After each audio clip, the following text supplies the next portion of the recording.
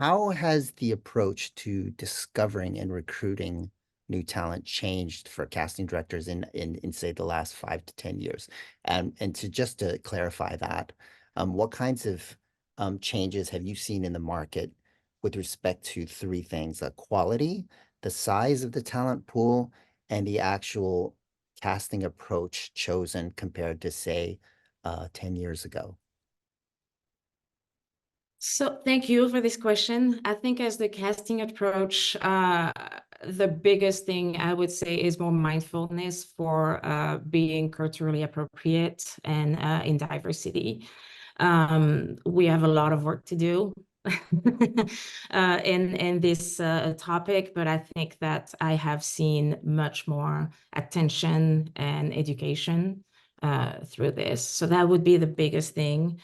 I think 10 years ago, auditioning was live, and the bigger the room, the better the audition was. And we have seen in the last decade technology coming up, virtual.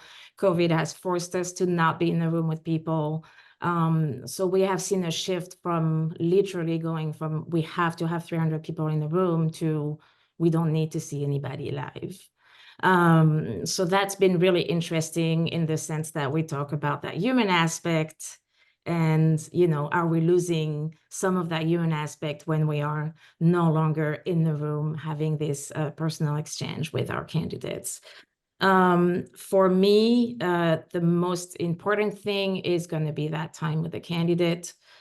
So even if it is virtual, I would say that the attention to still making it somewhat live is also something that we try to continue doing.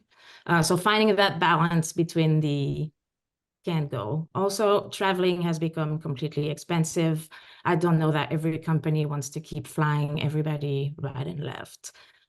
So the virtual has become a big part. As far as the talent, I would say I have seen a shift that they don't necessarily want long-term work anymore. They want the short term.